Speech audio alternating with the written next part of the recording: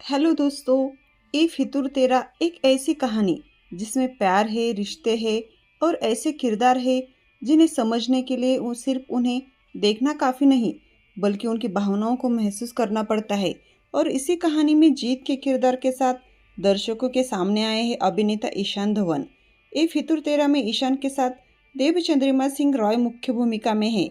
लेकिन दोस्तों, जिस अभिनेता को आज हम एक टीवी स्टार के रूप में जानते हैं, उनका सफ़र कैमरे के सामने से नहीं बल्कि कंप्यूटर साइंस और सॉफ्टवेयर डेवलपमेंट की दुनिया से शुरू हुआ था। नमस्कार दोस्तों, आप देख रहे हैं बायोग्राफी वर्ल्ड और आज की कहानी है उस अभिनेता की जिसने एक स्थिर प्रोफेशन को छोड़कर अपने सपनों को चुना और धीरे धीरे अपनी मेहनत के दम पर मनोरंजन की दुनिया में अपनी जगह बनाई। ईशान धवन। ईशान धवन का जन्म 8 नवंबर 1995 को चंडीगढ़ में हुआ था। उनका पालन पोषण भी चंडीगढ़ में ही हुआ। यानी आज जिस कलाकार को हम मुंबई की ग्लैमरस दुनिया से जोड़कर देखते हैं, उनकी शुरुआती जिंदगी चंडीगढ़ की गलियों और पढ़ाइयों के माहौल में बीती है। उनकी शिक्षा की बात करें तो उपलब्ध प्रोफाइल्स के मुताबिक उन्होंने MRA senior secondary model school Chandigarh से स्कूलिंग की। इसके बाद उन्होंने चितकारा यूनिवर्सिटी से कंप्यूटर साइंस में पढ़ाई की। उसके बाद उन्होंने MBA की पढ़ाई भी की।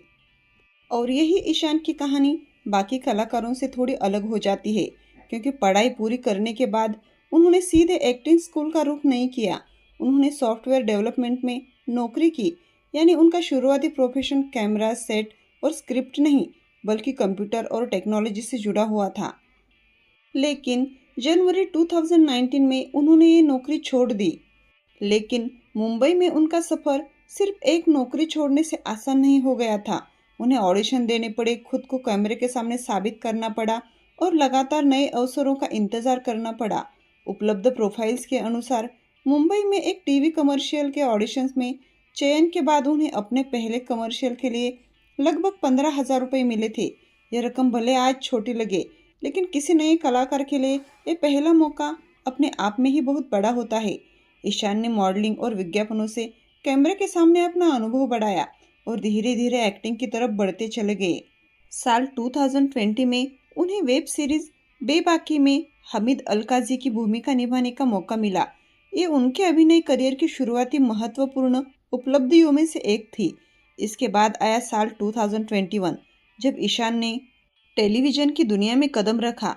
उन्होंने जिंदगी मेरे घर आना में कबीर सखुजा का किरदार निभाया।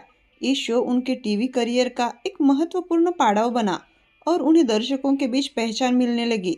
लेकिन ईशान के करियर को बड़ा बूस्ट मिला साल 2022 में। उन्होंने गुड से मीठा इश्क में नील खुराना का किरदार निभाया। ये उनका टीवी पर पहला बड़ा लीड रोल था।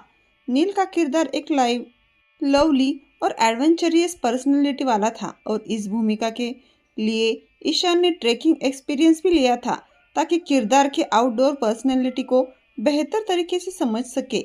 इसके बाद ईशान ने खुद को किसी एक इमेज तक सीमित नहीं रखा। साल 2023 से 2024 के दौरान वो ध्रुव तारा समय शादी से परे में एक डॉक्टर ध्रुव सक्सेना की भूमिका में नजर आए। एक किरदार उनके पहले के काम से काफ़ी अलग था और इस शो ने उन्हें एक अभिनेता के रूप में अपनी वर्सैलिटी दिखाने का मौका दिया। इसके बाद साल 2025 में ईशान ने डोरी में एडवोकेट मान ठाकुर के किरदार में दिखाई दिए। एक डॉक्टर से लेकर वकील और फिर अलग अलग पर्सनैलिटी वाले किरदारों तक उनके काम में लगातार बदलाव दिखाई देता है।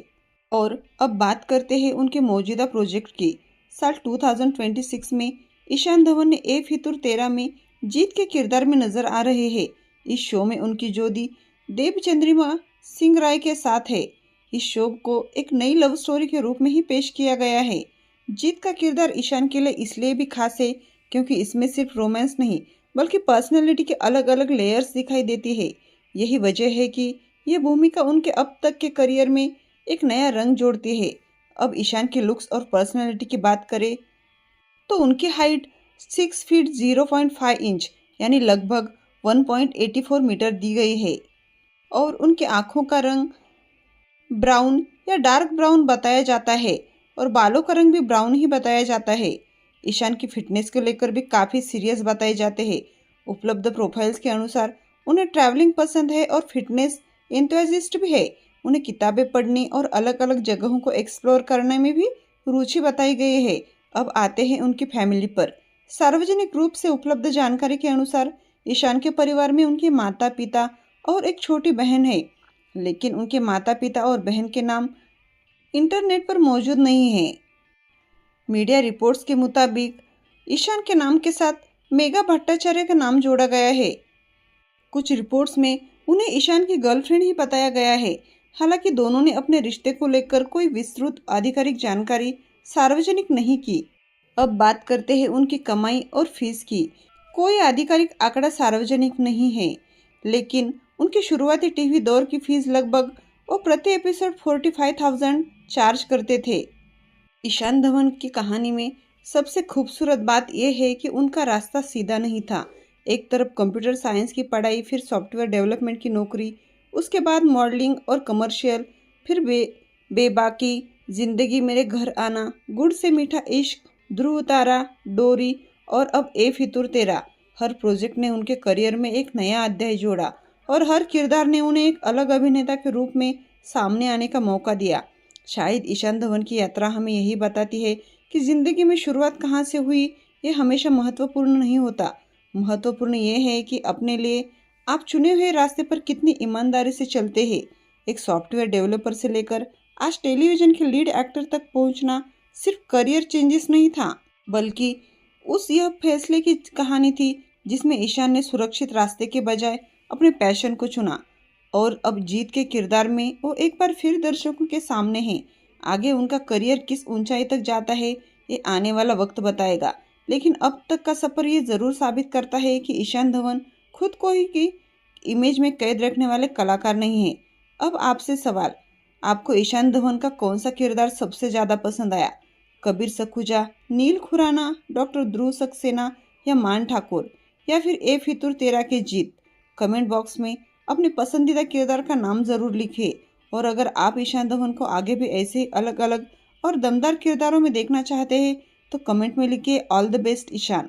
वीडियो पसंद आया हो तो लाइक करें, अपने दोस्तों के साथ शेयर करें और बायोग्राफी वर्ल्ड को सब्सक्राइब करना बिल्कुल न भूलें, क्योंकि पर्दे पर हम कलाकार का किरदार देखते हैं, लेकिन उस किरदार के पीछे की मेहनत, संघर्ष और असली कहानी जानने के लिए जुड़े रहिए बायोग्राफी वर्ल्ड के साथ। मिलते हैं अगली वीडियो में एक और कलाकार की एक नई और दिलचस्प कहानी के साथ। तब तक के लिए धन्यवाद।